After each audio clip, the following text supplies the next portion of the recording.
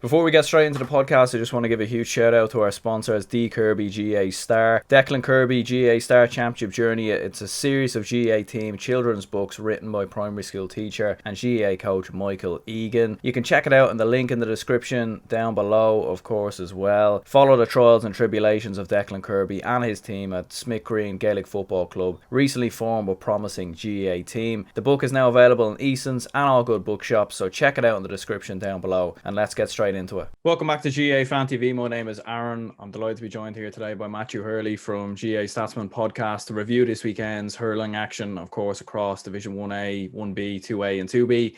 I suppose there was a lot of action, a lot of talking points, I suppose, throughout the variety of different games that took place, obviously, Matthew. But I suppose, first of all, it looked like we had hurling back to its best anyway, from the weekend. I mean, we had some cracking games of hurling there altogether. Yeah, absolutely. I think the main one I was watching it live, luckily enough, on Saturday was Antrim and Wexford. It had the fans back, it had everything back, it had red cards, it had great referee decisions, the game was left flowing, some brilliant scores from both sides. So the shock element, obviously, from Antrim as well. And even as a Cork fan, I thought the Limerick Cork game was good as well. Usually in the last few weeks, the rest would just pull back Limerick, usually, and that was degrade them down a small bit. But in fairness to Alan Kelly from Galway, he actually let the game flow a small bit and let Limerick play their stuff. And my God, Limerick were absolutely outstanding on Saturday night. Cork were maybe a bit naive. And then you move on to Sunday. Waterford, Galway seemed to be a good game as well. A lot of goals in that. But then again, I was looking through the scores and all that, and it seemed to be one-way traffic throughout. Galway seemed to have it in their grasp all the time. But still, a lot of goals. And hopefully this continues now, where the rest just let the game flow, and there'll be a lot more scores and a lot more drama. Like Davy Fitzpeak said to the stands, is definitely one to talk about. Yeah, 100%. There was definitely a lot going on, I suppose, across all the different games. And I suppose you were touching on the Limerick Cork game. I suppose we'll start with that. Obviously in Division 1A, it was a Limerick 33 points, Cork 219. I suppose you were saying, obviously, on your own Instagram account, I suppose a bit of a reality check, I suppose, in many ways for Cork, obviously, after that defeat. I mean, what were your thoughts on the game as a Cork fan yourself? You know what? I wouldn't be too depressed over this results, really. I know Cork fans would say, geez, that's a terrible result, losing to average Limerick side at the moment. But the thing was, I think the refs were a bit strict on Limerick over the last few weeks. They were strict on them now on Saturday night, and they played their stuff and back to the Limerick of old. And yeah, Cork did get caught. I think we played too young a team. I know I was saying on your podcast plenty of times we need to bet in the young players, but that night there was only one player over the age of 24. That was Damien Callahan. We needed that more experience, and I don't think the goalkeeper needs to be blamed. I know a lot of Cork fans are blaming poor Pat Collins over the puck outs, etc. They were too short and they need to change it up for the next game now. But I actually wouldn't blame him. I think it's his first bad game really for us. Just give him a chance and he will come good. I think, yeah, but that has to stop, in my opinion. They play around the back. Yes, it seems pretty to watch. But you see with Limerick, they're expert at it. They swarm the young players. You see Tom Morrissey, Graham Mulcahy coming on, Cian Lynch. They just go for the young lads, and there's no way out. There's 2, 3, 4 lads around one Cork fella, and the ball's gone. So I think that needs to stop. Attack-wise, I think when Pat Harkin came on in the second half, we actually improved. We won the second half by 2 points. So that's a positive, I suppose. Jack O'Connor scored 2 goals, I think, even though he did miss a sitter at the start of the second half. But he was absolutely brilliant for us. And I think we had more of a goal threat. And that maybe could be Limerick's Achilles heel going through the summer. I think they only scored goals against Tipperary, if I'm not mistaken, last year in the championship. And they didn't threaten our goal on Saturday night. Cork should have had about 4 or 5 goals, including Jack O'Connor. He should have got a hat-trick, let's be honest. So, yeah, that's a positive aspect. We are going for more goals this time around, not just in this game, but in games previous.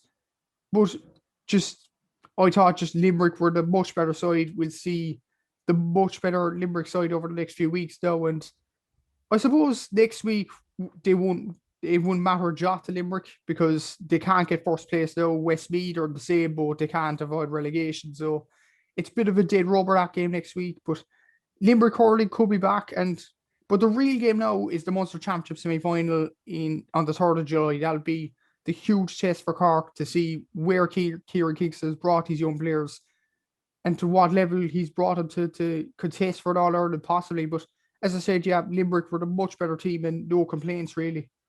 Yeah, and I suppose, do you think even that fact that obviously that game you mentioned, like the opening game in the Munster Championship between Limerick and Cork, do you think that even maybe played a factor a bit in this game? Because obviously, I suppose both sides wouldn't really have wanted to play their hand. And I think for Limerick, maybe because they haven't won a game yet, they really came out like full throttle, I suppose, at the start of the game, racked up a number of early scores to kind of build up a big lead. But do you think that game, the fact that game is upcoming in the Championship, maybe played a factor, I suppose, in Kieran Kingston's mind, and I suppose even in John Kiley's maybe as well going into that game?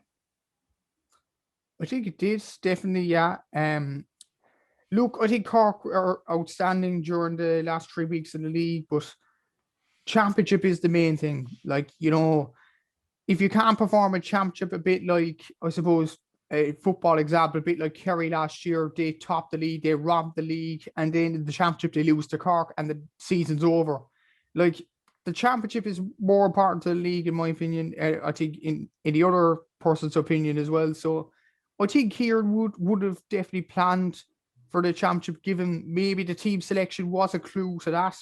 Like, Cahalane being the only experienced player was a bit strange at the outset, but maybe he's planning to play the likes of Horgan, Cadigan, Hardney, who's still recovering from injury, on against Limerick. And yeah, Limerick were probably the same in the first few weeks, playing a lot of young players. You see Colin Collin, a wing back yesterday, and a few other wing backs, Mark Quinlan last week when Dermot Burns was suspended. So they've been playing a lot of young players. Cathal O'Neill was brilliant when he came on, and that's positives for Limerick. That's the positive really about the league, betting in young players. Cork have done it expertly, and just a bit of a reality check, as I said, on Saturday night. But Limerick have done it brilliantly as well. I know they've lost a few games, but Cathal O'Neill's been outstanding. Colin Collins only doing his leaving cert this week to put in perspective, and he scored 2 points, which is remarkable from him from wing back. So, yeah, I think the Championship is on their minds, definitely, yeah. Yeah, and I suppose for Limerick, like they definitely, I suppose, like did look more back to their best anyway with the way they played. Like obviously, you'd Keane Lynch with 4 points, you'd Aaron Gallan with 10 points. I think Peter Casey hit 2 as well, and Colin Coughlin, obviously a wing back, like you said before. So I suppose they're looking closer to that level that they were at, obviously in 2020. Anyways, like they were definitely, even the way they were playing, the way they were moving the ball, like it was just very classic Limerick, I suppose.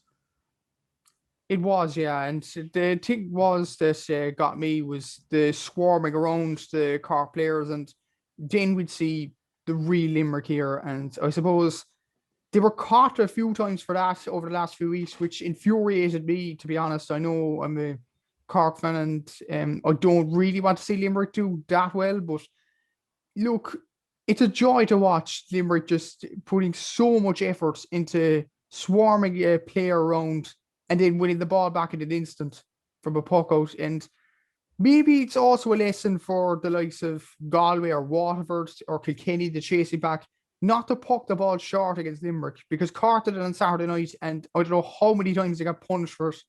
That can't happen in the Munster Championship. And yeah, it was great to see Limerick back to their best. Keane Lynch was scored 4 points, as I said. Tom Morrissey was outstanding. I thought Sean Finn at fullback, I thought he's been excellent over the 3 weeks, let's be honest, but he was more noticeable this week. So yeah, I think Aaron Gallan as well, outstanding.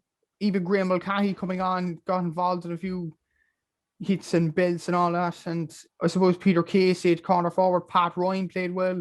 So yeah, it was great to see Limerick play that way. And it's a sign, it's a warning for the rest of the country. Limerick are back, and they're not really gone away despite what happened in the last 3 weeks of the season. Yeah, and I suppose obviously one of the teams that will be obviously like emulating to beat Limerick obviously this year is obviously Galway and Waterford, I suppose, as well. And obviously they both played each other at the weekend. Galway running out 428 to 323. I suppose maybe not the best game of defending in terms of the defence, but in terms of attack and play, anyways, it was another cracking game of hurling, I suppose, between the two. It was absolutely, and there was a lot of great scoring in the game. Like Brian Quincannon scoring 2-2. Adrian Toohey scored a goal, which probably doesn't usually happen. I actually wasn't watching the game yesterday, but maybe it was that strange a game. But I think the main thing for Galway was playing Joe Canning. I know he was playing midfield yesterday. He scored 1-8. I don't know, it was many of those from frees or penalties or whatever, but still that's some score to put up. And yeah, Galway definitely need him. I know they have a lot of good young players coming through, like Conor Whelan, Brian Concannon, Niall Burke is another one that's done well over the last few weeks, but they need Canning for the next few weeks of championship. And I think it's going to be between them and Kilkenny for Leinster. I don't think Wexford are that good, so I think they'll challenge for Leinster anyway. And once the Munster sides come into the equation, that'll be the challenge for Galway. You see it with Limerick last year. You see it with Tip. They had a tough game last year as well. And Tip are much better this year, and Galway only beat them by a few points last year, so that's saying something. As for Waterford, I think they've got a bit back now under Liam Cahill. Well, we'll see though. The proof will be the pudding against Clare in a few weeks, but obviously their lead chance is now gone. I think, I'm not sure though, but it's more or less gone anyway because Cork and Galway are playing each other in the last game. So I suppose he can play the same side as they did against Westmeath, against Tipperary, and rest a few players for the game against Clare in the next few weeks, because that'll be the main aim for Waterford. They don't want to, a bit of a repeat of 2018 where they followed up an All-Ireland final appearance with going out of the championship very early on. I know it probably wasn't their fault, but still it looked bad from that perspective from Waterford. So they want to right those wrongs, and I think it will start against Clare, and they have to rest players against Tipperary. Their lead chances though gone. But as I said, yeah, for Galway, they're definitely All-Ireland contenders. I'm not so sure about Waterford though, but we'll see about Galway. They're playing Cork next week. Should be a belter of a game. Like they'd be probably the chasing pack to Limerick as well as Kilkenny and Tipperary. But we'll see about Galway next week against Cork. And as for Waterford, I think they'll rest a few players against Tipperary next week just to get ready for the Clare game at the end of June. Yeah, and I suppose like it says a lot, I suppose, about Galway's quality really when you have Joe Cannon in midfield and he's scoring 1-8. Like you obviously have Evan Nyland in there, Cathal Mannion. Like you've so many attacking options for Galway. Like would you put them maybe as the closest to potentially ending Limerick's reign as the All-Ireland champions, or where would you put them at this point? I probably would put them second, in all honesty. I think Tip had definitely improved, and they are an animal once they're chasing an All-Ireland, so I get that. But I think Galway actually have more quality than Tipperary, and that probably puts them second. Most people actually would have put Cork second, maybe myself as well, being carried away as a Cork fan. But I'd put Cork lower, maybe around fourth or fifth after last weekend. Maybe it was a bit of a reality check. But Galway, the thing is, they're not like Cork, they're not like Tipperary. They're always there. They always perform on the big days, and they have some smashing players like Conor Whelan, Brian Concannon, Joe Canning, Jack Canning. Joe's cousin has to come back into the panel soon as well. So it's going to be interesting with Galway. Could they stop Limerick? Like they were only 4 points off them in the semi-final last year, and they lost Cathal Mannion and Joe Canning last year. Two of them have been instrumental for Galway in the league once they've won games this season. So it should be interesting if Galway keep their players fit. But as of now, yeah, I'd probably put Galway second, followed by probably Tipperary, Kilkenny, Cork, and obviously Limerick number one, in all honesty.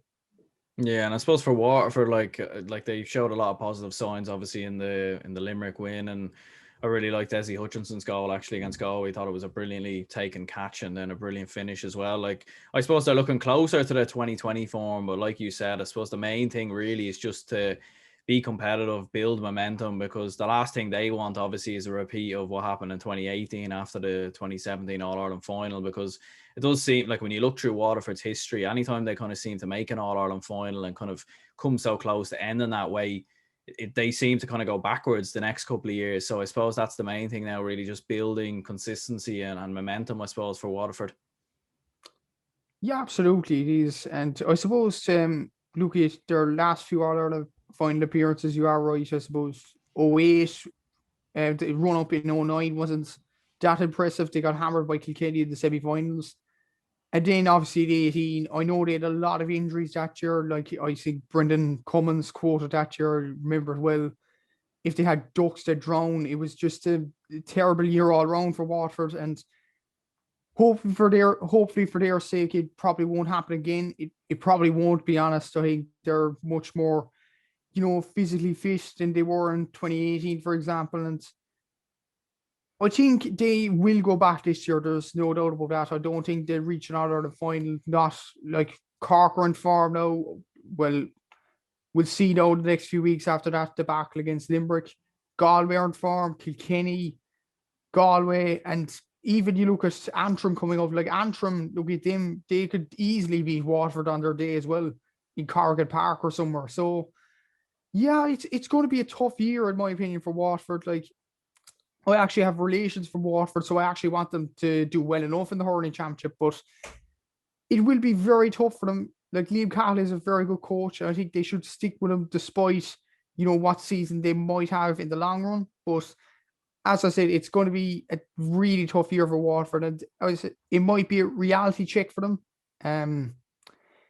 They won't be up to the level of Limerick and Galway, but I think they'll they should be Clare in the first game. I know Clare beat Dublin this weekend, but they they probably should be Clare. That'll be a game they'll target. But then after that, it's Tipperary, and you know how good they are in the first two games of the league. So I suppose it's building through the qualifiers and see if they get a lucky draw or something in the quarterfinals leading up to that. But other than that, I can't see them challenging for the Liam McCarthy Cup this year, unfortunately.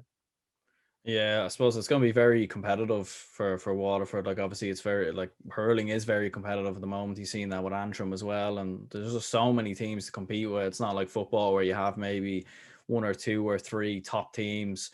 In hurling, you just have so much quality. I suppose in both the Leinster and the Munster province, and teams are always improving. I suppose Tipperary are another team that's obviously continuously looking to improve and obviously get back to that 2019 heights when they obviously won the All Irelands. They beat Westmeath 427 to 16 points at Cusack Park. I suppose it was always going to be comfortable, really, for Tipperary, with all due respect to Westmeath. Yeah, it was going to be definitely very comfortable for Tipperary, especially the form they were in. And yeah, Westmeath, they have a few nice players like Josh Collin, Kieran Doyle, Killian Doyle. Like they've some smashing players there. Robbie Greville scored 2 points yesterday, but look, I honestly think they're out of their depth with the likes of Cork, Tipperary, Limerick, Waterford. They actually put up a game too, but then again, Waterford like played their B or C team that day and gave Westmeath more of a chance to cause a shock in many ways. So they are out of their depth. I think they have some smashing players, as I said, but they were a Joe McDonagh Cup team for a reason. They aren't a Lee McCarthy side, and it showed massively yesterday. Tip even had a man sent off yesterday, and they still pummeled Westmeath quite comprehensively. Like Jason Ford again scored 2-6. He's having a smashing league campaign in all fairness. And like you look at Tipperary's team yesterday leading up to the game, and it was always going to end in one result, an absolute slaughter by 20 points or more.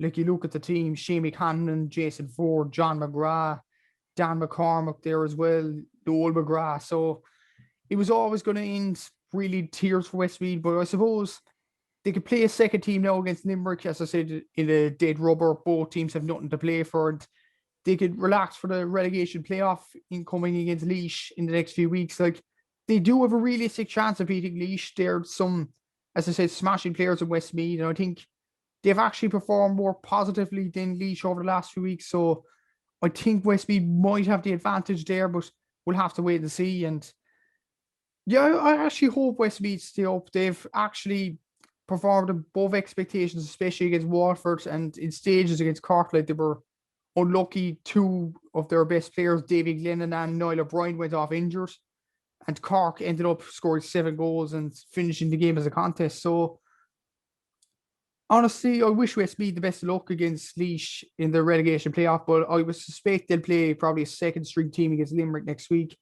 And as for Tip, I think they'll beat Waterford next week, given Waterford have nothing to play for, and they'll play a second team. So it's a realistic shot that Tipperary could be in the league final, considering they'll be on 8 points. Galway will potentially be on 8 points, and Tipperary will beat them on head-to-head after the game they played in Simple Stadium. So it'll probably be a Tipperary Kilkenny final. That's if they play the final, of course. We'll see if they play the semi-final or final of the All-Ireland, and that'll be treated as the league final. But I don't know, are they the top two teams, in all honesty, Kilkenny and Tipperary? Like they have been over the last few years, don't get me wrong, but maybe Limerick and Galway are resting a few players and allowing the likes of Tipperary to build up a head of steam.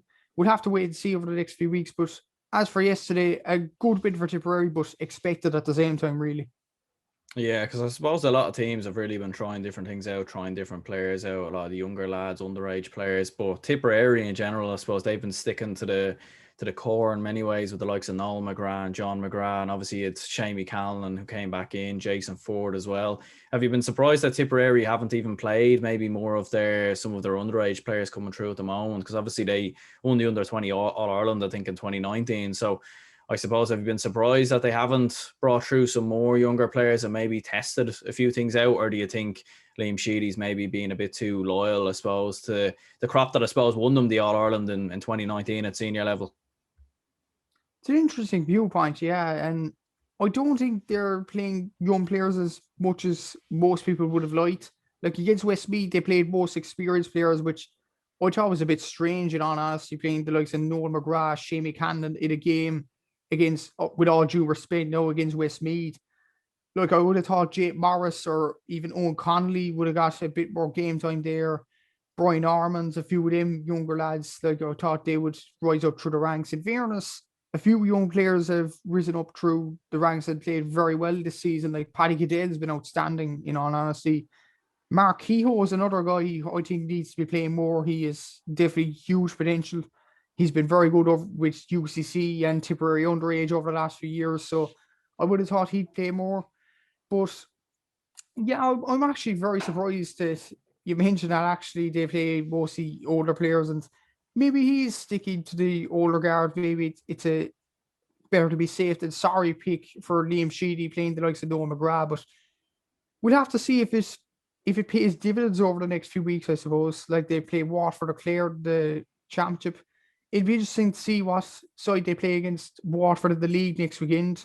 Will they play a second string side, or will they go for the juggler and go for a league final that could be on? It's not permanently fixed or anything. So I don't know what side Liam Sheedy will put out next week, but judging by the side he put out against Westmeath, I think he wants to take the league seriously. And the side against Galway, where Galway played a second string side and Tip won comprehensively in the end about 2 weeks ago now. But yeah, I think they'll probably play a strong side next week, try to get to the league final if there is one, of course, and build on the game against either Waterford or Clare in the Munster Championship, and then they'll try and win the Liam McCarthy again. They've looked good so far, but you just wonder, will the players tire after a long league campaign, going straight into the championship system, which is game on game base? Like, I think if you were Munster or Leinster finalists, if you lose one weekend, you're out again next weekend. That's going to be a huge transfer to the older lads, especially for Tipperary. They might not have the legs in them, but we'll have to wait and see over the next few weeks. Will this decision by Sheedy pay dividends? And we'll see, really, our Tipperary genuine All-Ireland contenders to Limerick or Galway next year. Yeah, because I suppose the general consensus, I suppose, last year was generally that obviously Noel and John McGrath had probably been overworked and overplayed maybe in the Tipperary club and hurling or football and hurling club championship, and maybe ran out of steam going into the championship. So it is interesting that they're playing almost every game. I suppose Antrim and Wexford will move on to Division 1B. It was Antrim 121, Wexford 218. I mean, this was a classic game in many ways. You had Jerry Adams in the stands, you had Davy Fitz sent off, you had goals, drama, fans back as well. I mean, you had a bit of everything in this game, really, and in the end, it finished all square. Yeah, absolutely superb game, and I was one of the lucky enough ones to sit at home on my couch and watch it. Well, I wasn't at the game, which would have been way better, but it had everything, as you said, fights as well, with Matthew Hurley getting sent off, Neil McManus getting involved as well, and a few scuffles on the touchline, Davy Fitz being sent to the stands, screaming for a sideline ball. Like, we had our game back that day. Like, it was just absolutely brilliant. The referee, while he had to be strict sometimes to send off the likes of Matt O'Hanlon and Neil McManus at times for wild pulls or whatever, or putting off face guards, he did manage the game relatively well, in all fairness. He let the game flow and let the two teams go at it, and it was an absolutely outstanding game. And the 3 goals were absolutely brilliant quality. The Wexford ones, let's not forget, were brilliant as well. The one with Paul Barr striking on the ground, like, that's huge skill. That's a brilliant goal to take. And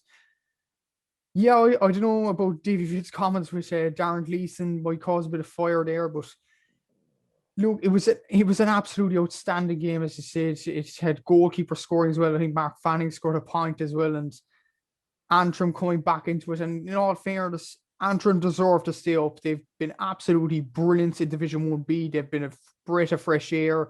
They've got 3 points on the board. They've done their job. They've been absolutely brilliant in this campaign. And as I said, we'll don't look Hughes words right now. I know he was saying they'd still struggle after the game against Clare, but I don't know what he'd say now. Like, they're very competitive. They're definitely going to stay up in Division 1. Will they stay up in the Liam McCarthy's another question. I think they will, given Laois's form. But absolutely outstanding game, as you said, and I was privileged enough to watch it. Jerry Adams was privileged enough, I'd imagine, to watch it from the stands. And yeah, the Keelan Malloy points, you could hear the crowd roar in Corrigan Park. It was absolutely outstanding. Brilliant score as well from him for such a brilliant league campaign as well. And he's probably been my team of the league as well, Keelan Malloy. He's been absolutely outstanding over the last few games for Antrim. So well deserved to stay up for Antrim. And Wexford can't get first place now. And I suppose they'll be happy enough with that. Like, they'll regroup going into the Leinster Championship. They'll play a second string side again next week, and just play a second string side and go hell for leather in the Leinster Championship over the next few weeks. I think it's Galway, if I'm not mistaken, in the semi-final, or might be Kilkenny, I'm not sure, but yeah, I think it's Galway, I think. All right, yeah.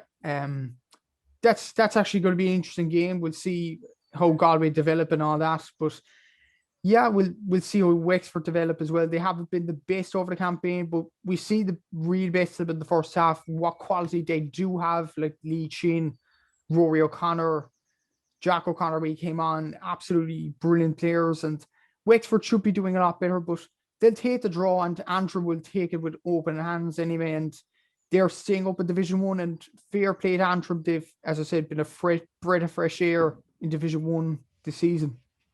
Yeah, absolutely. It's actually Kilkenny, I think Wexford will be playing anyway if they get past Laois. But yeah, I suppose for Antrim, like, they showed a tremendous amount of fight in that game. Like, obviously conceding the 2 early goals from Lee Chin and Conor McDonald, like, they looked.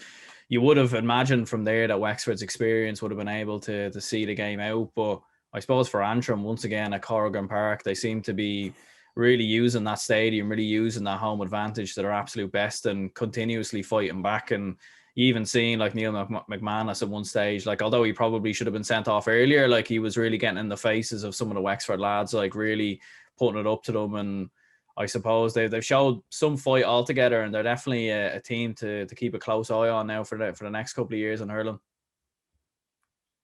Yeah, it's very interesting you mentioned about Neil McManus. He probably should have been sent off earlier on. He probably should have been sent off in the scuffle, but we'll leave that. We'll leave that definitely. But he got sent off eventually. But it was absolutely great to see every Antrim player really get involved and show Wexford, like, this is really hell. This is Corrigan Park, and they will show that in the Leinster Championship if they can play games there. I hope they will, in all honesty, because it's going to be absolute. It's going to be an absolute unreal atmosphere. I think Brendan Cummins compared us to, like, Galatasaray in the Champions League, and it usually was hell for English sides like Chelsea or Arsenal going over to Turkey and trying to get a result in last 16 or group stage or whatnot. And it'll be the same with Antrim. It'll be very hard for a team that are not continuously challenging for All Irelands, not like in Galway or Limerick or Kilkenny or Tipperary now, but I think the likes of Waterford, Clare, as we've seen already, Cork, I would think Wexford, as we've seen as well, Laois, Kilkenny even, I think they might go up there and it might be a few problems. Like Antrim actually caused a few problems in Nolan Park. So imagine if it was up in Corrigan Park and Antrim could cause a few problems there. So yeah, it's going to be very interesting to see how Antrim develop using that home stadium, Corrigan Park, to their advantage. And it honestly will be very interesting to see. I would think they'll use it to their advantage. They have to in the National Championship. I know they have very good players, but home advantage is a key aspect. And if you make it like hell, the away side will feel threatened, and it could be a tough one for the away side then. And we'll see about Antrim in the future weeks of the summer, but it should be very interesting. And I'm really looking forward to seeing some games in Corrigan Park, because they'll honestly be very interesting no matter what opposition go up. Even Limerick, will see if Limerick go up there, could Antrim challenge them? That'll be another discussion for another day, I suppose. Yeah, absolutely. And like you obviously had the fans back as well, like obviously at Corrigan Park, and we've seen fans back obviously at the Fermanagh game and the Armagh game last week in football. I suppose, how good is it to see fans now back in stadiums, and obviously next weekend we'll have fans back obviously in the Republic as well. So I suppose it's been brilliant to see fans back. What's been your take on seeing fans back in stadiums? It's been absolutely outstanding. Like, you see this with Armagh last week. Like, they got behind them. They didn't get the results they wanted last week, but at the same time, it was just absolutely brilliant. And it's probably the best stage Armagh have had in years as well in football. So it's brilliant that the fans could go out and see them playing out the flesh, like Stephen Campbell and Reno Neal. And as for Antrim as well, after the Clare win, I would think the fans would have been dying to get back into the stadium. And lo and behold, they have got back into the stadiums now, and there will be more next week. Like, you have Cork and Westmeath. I know it's 200 fans in Park Queeve. Well, I'll be trying to get a ticket for that, and if I don't, I'll die trying, as they say. And yeah, it's absolutely brilliant having fans in the stadium, and hopefully there'll be like half attendances in the All Ireland final, because we definitely need it. I know it was great to have the GAA back last year, but it's just missing that fan aspect. Like, you look at Mark Keane's goal, you look at Dublin winning the All Irelands, you look at Limerick even winning the All Ireland. I would have thought there'd be emotion up in the stands after that particular results, even though they did win it comprehensively at the end. Like, it's only their second All Ireland since '73. So I do feel sorry for fans in that aspect, that they didn't see their teams, breeding success like Cavan Tipperary last season as well. So yeah, it'd be absolutely great to see fans. It was great initially to see fans last week and this week, of course, in the Antrim Wexford game. And long may continue next week, even though it's 200 fans, I believe, next week. So it won't be much atmosphere, but at least it's something anyway. So the diehard fans can watch their teams in the flesh. Yeah, 100%. And like in the smaller grounds in particular, I think we're seeing kind of the effects of fans, like even in Corrigan Park, like we've seen, like just having 200 fans, like with the difference that made. And hopefully I suppose here as well in Dublin, like we can see fans come back, and even in Croke Park for an All Ireland final, semi-finals. It'd be great to have a couple of thousand in and just have that emotion there, because I think without the fans, really, it's just, I think it's different in football and hurling as opposed to maybe soccer or other sports, because you can hear the bench on the sideline really raring their team on, and you can hear the noise of everyone shouting. It's a much more physical game. But yeah, hopefully fans can come back in Croke Park now in the next couple of weeks and months and so on. I suppose speaking of Croke Park and Dublin in general, I suppose Dublin, well, they were beaten in Parnell Park obviously by Clare 223 to 34 points. I suppose from a Dublin point of view, I only seen the highlights of the game, but I suppose the same old story for the Dubs in many ways. We're competitive for 50 to 55 minutes, like we're in front, we're leading against a top team, but in the end, in the final quarter, the opposition we're up against, be it a Clare, Kilkenny or Wexford down the years, pulls away and wins it comfortably. Yeah, absolutely. Like, Dublin were probably the much better team. I actually didn't watch the game either. I was scorekeeping for a Camogie game, I think, that day. So at that time, 5 o'clock. So yeah, I thought Dublin would actually win that game, would go on and win that game. Look at how far you were ahead. Like, Donald Burke was scored 13 points. Chris Crummy did well as well. So you seem to have Clare in your grasp, considering what Clare did in Corrigan Park over the last few weeks. I would have thought, and considering Dublin beat Antrim, of course, I would have thought Dublin would put it up more to Clare. They did in the first 45 minutes, let's say, and then Tony Kelly, what a player, 20 points. Like, you actually don't see that. It's ridiculous numbers. I'm not sure how many he scored from play, but it was absolutely outstanding from him. 20 points, even though it's not from play, all of it. Like, it's just remarkable from him. And to drag your team all the way back into that game, to have so much influence on your own teammates, it's absolutely outstanding. Clare scored 14 points without him, and basically he won the game for them. And it is a lesson for Dublin. Well, they have had to endure that lesson for years now, having, players performing well in the first few minutes, and then the opposition just, as you say, take over the last few minutes and the game's gone. Like, I think Matty Kelly needs to fix that over the next few weeks.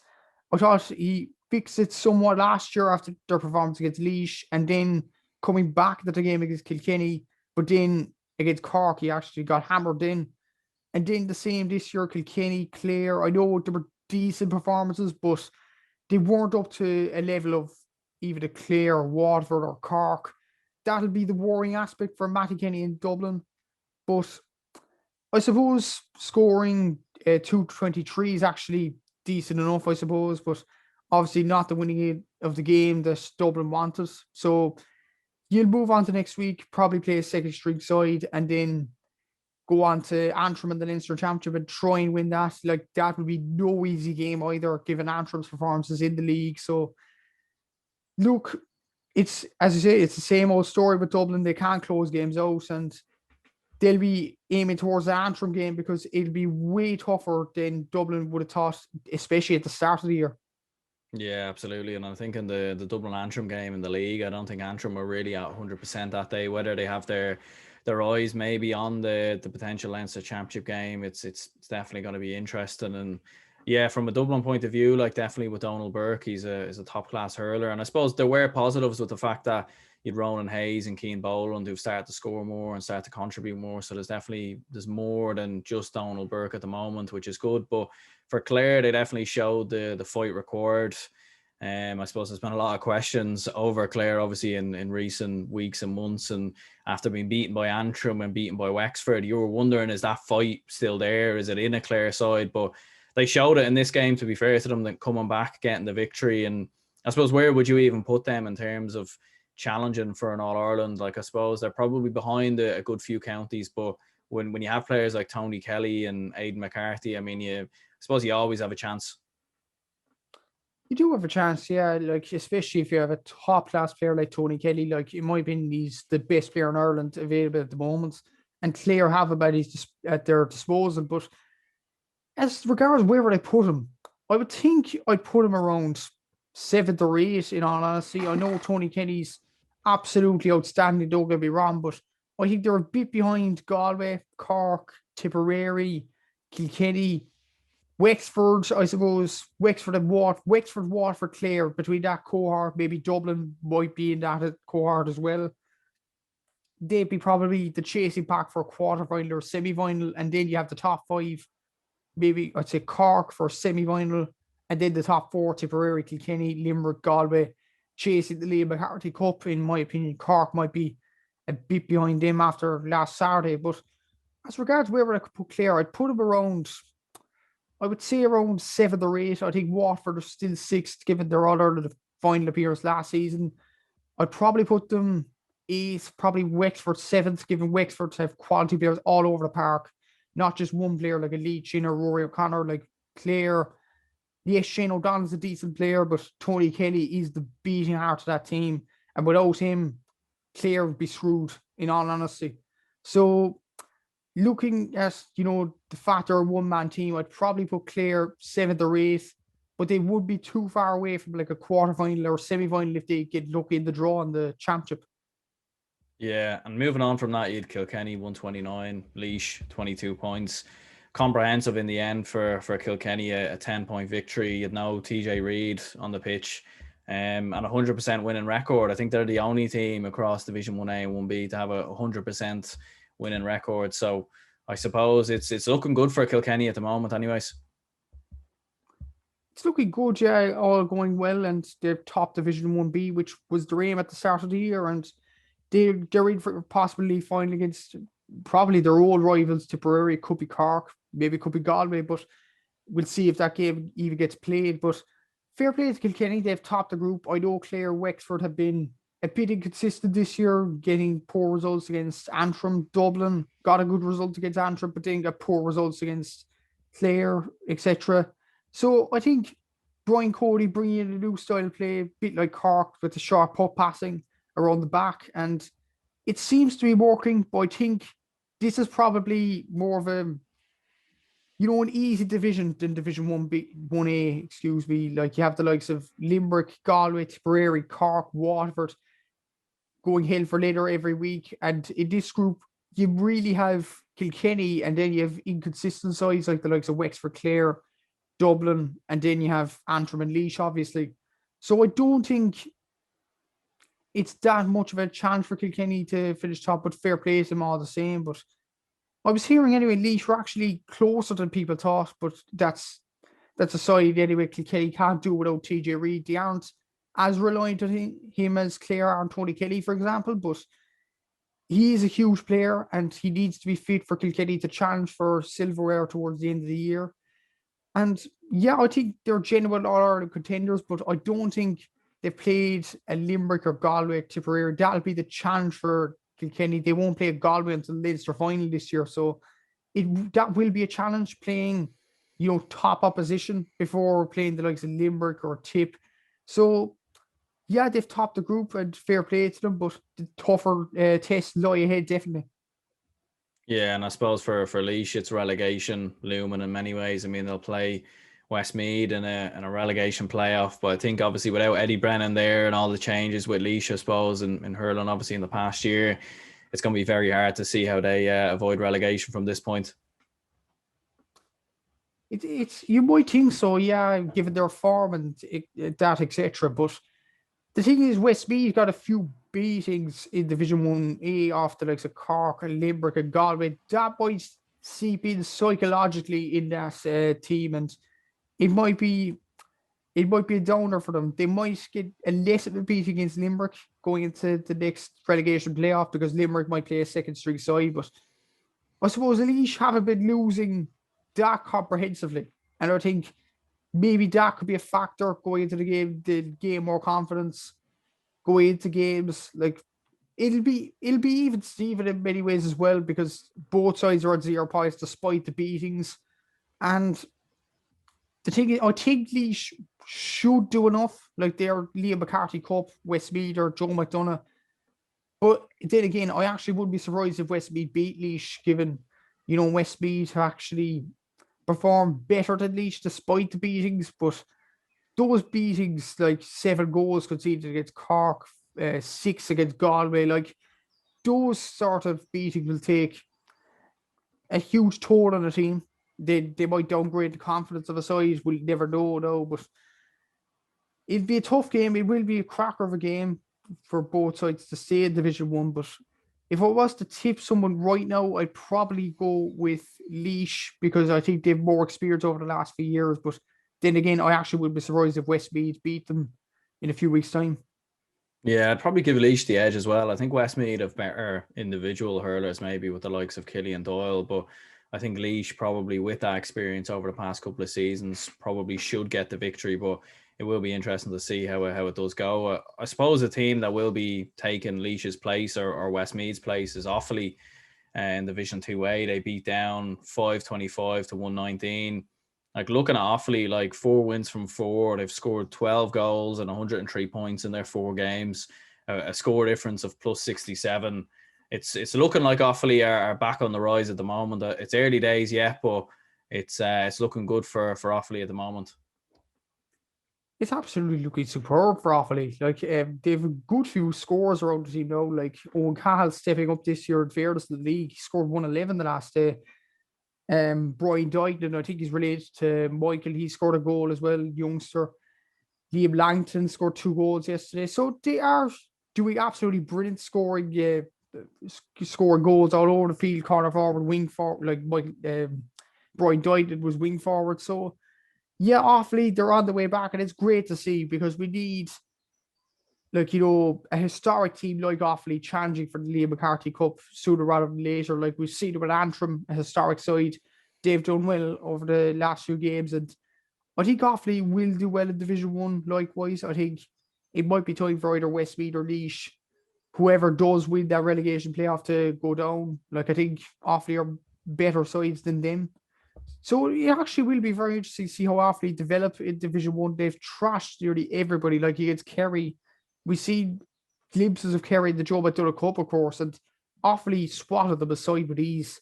Like, it is a side that Offaly Hurling is coming back into the fray, but then again, we'll never know once they play like of Kilkenny, Wexford, Cork, Galway, Limerick. We'll never know in many ways. So it will be tough for Offaly in Division 1. I wish them best of luck, but it will be tougher tests to come. And it is bright signs given the scores yesterday. Shane Lowry now sponsoring the Offaly GAC over there.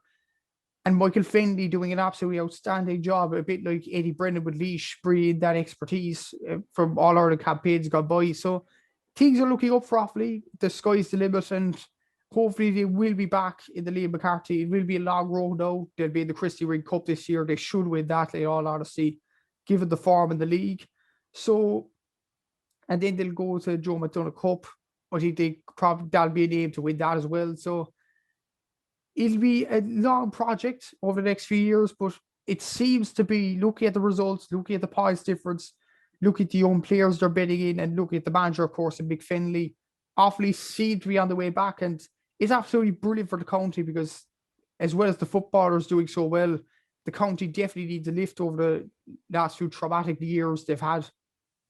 Yeah, and I suppose Owen Cahill and Liam Langton, like they've been two of the top performers, and like they seem like a team that could even be competitive in Division 1 next year. Like obviously we were seeing with the likes of Westmeath and Laois, I suppose, getting beaten quite comfortably every weekend. But we've seen Antrim go up there and be very competitive. So I suppose for Offaly, like going up to division, whether it's 1A or 1B, depending on what way they do it next year, I suppose they'll be competitive enough in there. Like they'll definitely give teams a good challenge, and with some of the players that they have, I suppose it is the unknown in some ways as well. We don't know how they do against your Kilkennys or your Clares, for example. But with some of the players that they have, like the potential is definitely there to be competitive. I suppose a bit like what Antrim have done obviously this year.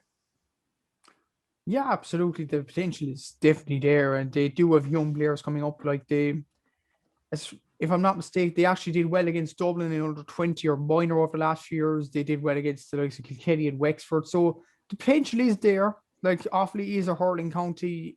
I know they've done well over the last few years in football, but they've probably been more of a historic hurling county, and they need to be back up at the Liam McCarthy. Like I can even remember in 2013, they were competitive against Kilkenny. They scored 4 goals that day, like the likes of Joe Berg, Shane Dooley, who's still in and around the panel. That'll be absolutely huge, having his experience in getting them up back to where they belong in the Liam McCarthy Cup or Division 1 hurling.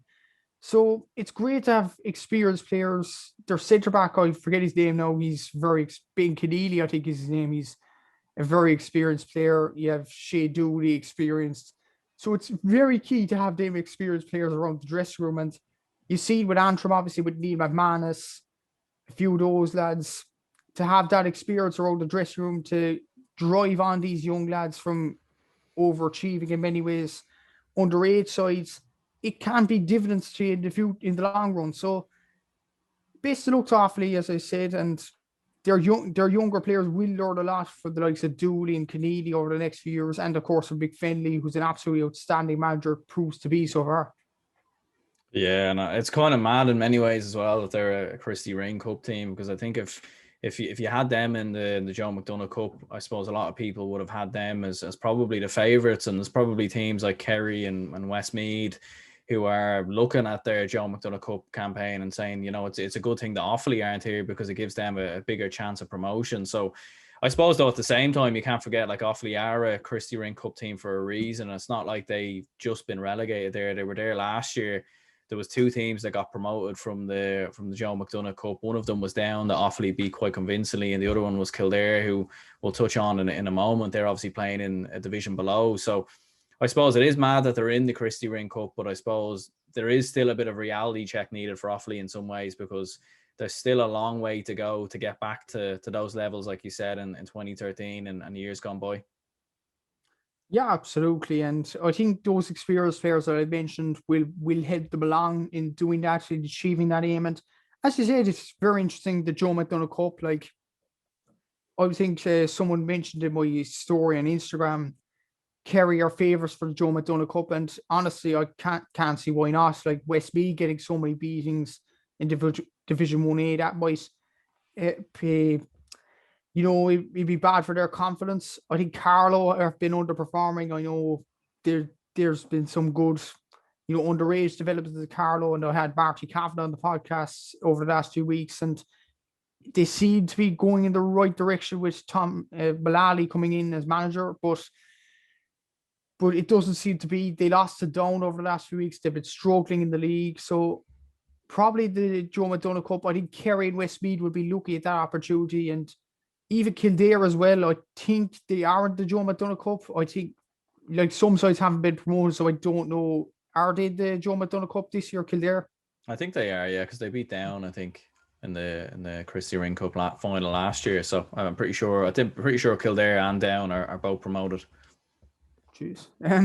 Didn't you learn something every day, as you say? But well, I hope so. Anyway, like, don't quote me on it, but from when I checked, anyways, that was what it was. But I could be wrong. But I do think they are both in the Joe McDonagh Cup. I hope you're right. Anyway, like, obviously, I had Patrick Sharkey from GAA on the podcast and talking about Donegal hurling. I thought they'd be in the, I think it was Christy Riggers or some other competition. Yeah, I think with some of the lower level teams, for some reason, they didn't do promotion and relegation for like, I think from like the relegation to the Christy Ring, and maybe promotion from like Nicky Rackard. And I think because a lot of teams couldn't compete and a lot of teams had to pull out or something like that. But yeah, it is a bit confusing. I'm not too sure really why they're doing that as well, because like Donegal really should be in the Christy Ring Cup this year, and they've kind of been robbed from it, I suppose. They definitely have, yeah, and it's a bit of a travesty in many ways, and I hope you're right. I really hope you're right that Kildare are this, and if Kildare are this, we'll talk about Kildare obviously later on, but I think they'll fancy their chances as well. I know they've been facing lesser opposition, but they're been putting up huge scores, and Johnny Burns, a very good player. Then Brian Byrne, corner forward, has been absolutely outstanding. Watched him against Donegal, and they absolutely slaughtered them. So I think Kildare will fancy their chances, given Kerry aren't at their best now this year. Westmeath got a few beatings. Carlo aren't at their best either. So I think Kildare will fancy their chances. The Joe McDonagh Cup should be very interesting without Offaly this year, and I hope it'll be a good championship anyway. As I said, I hope Kildare are down or up. I hope you're correct there, because if they aren't, it'll be an absolute travesty if they didn't get up this year, because they absolutely deserve it, no doubt.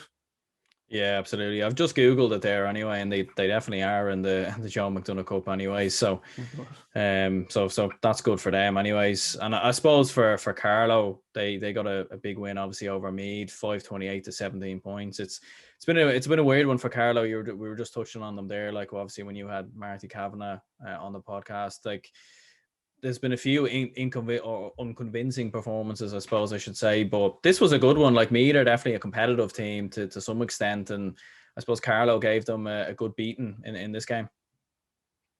They did give them a good beating, yeah. They lost it down over the last few weeks. They've been very inconsistent, as you said, and that's one of the reasons I probably wouldn't have them for the Joe McDonagh Cup this year. But the signs are good after this weekend's results against Meath. Like, Meath are a decent side. They have some very good players, so I think Carlo will take that win running and just build it over the next few weeks. Like, it's been a tough few years for Carlo over the last few years. I think the fact that we're getting so many big beats, as I've mentioned so many times today, like, that'll take a toll on the team, and that'll be an example to the likes of Westmeath or Laois, how far a few beatings could take you down the pecking order in many ways. Like, Carlo were probably favourites for the Joe McDonagh Cup last year, and then Antrim and Kerry absolutely swatted them aside. Westmeath were probably one of the favourites as well, and they got a few beatings in Division 1 and played a toll on them. So, yeah, it'll be very tough for Carlow, in my opinion. There was a good win yesterday, good start, and hope they can build it now in the next few weeks. But it will be a tough Joe McDonagh Cup campaign, given Kerry have a point to prove, Westmeath have a bit of a point to prove as well. Kildare are coming up through the ranks. So it will be tough for Carlow. You'd imagine they would be favourites, but we'll have to wait and see, I suppose, in the next few weeks. Yeah, and obviously you were touching on Kerry there, like they had a convincing win over Wicklow, 420 to 117.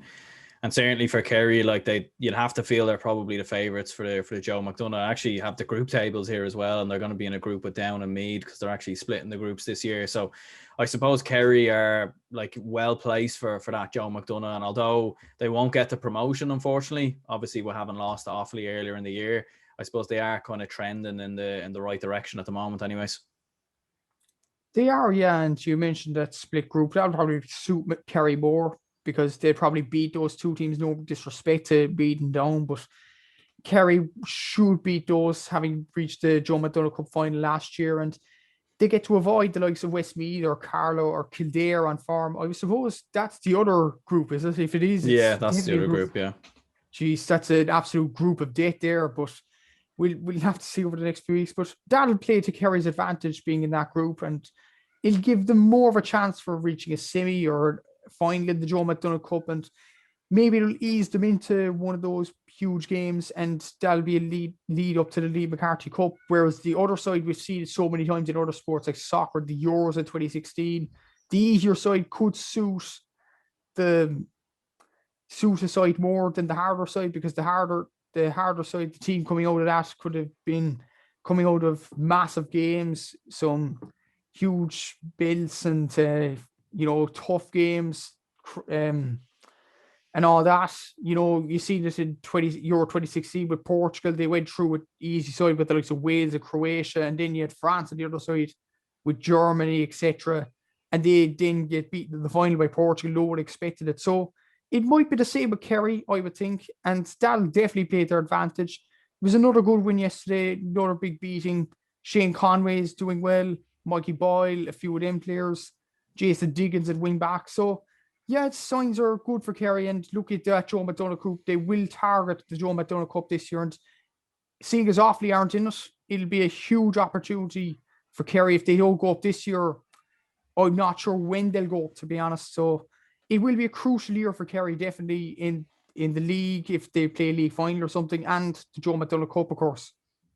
Yeah, and I suppose touching on some of the games in Division 2B, Kildare 425, Roscommon 10 points. Kildare, like they're hitting some amount of scores, like they've a score difference of plus 69. They've got 9 goals so far in the championship so far this year. Like or in the league, I should say, they're in brilliant form. Like Jack Sheridan scoring 2-5.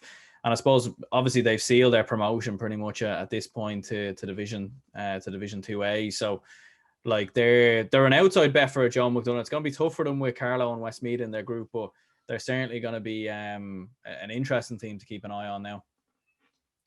They are going to be a very interesting team. I actually watched one of their games against Donegal, and I was absolutely impressed by them. I thought Donegal would actually put up a bit more of a challenge to them, but players like Brian Byrne, Johnny Byrne stepped up, and you mentioned Jack Sheridan there scoring 2-5 or 1-5 or whatever, and it's brilliant that the amount of scores are stepping up for Kildare, the likes of the two Burns and Sheridan.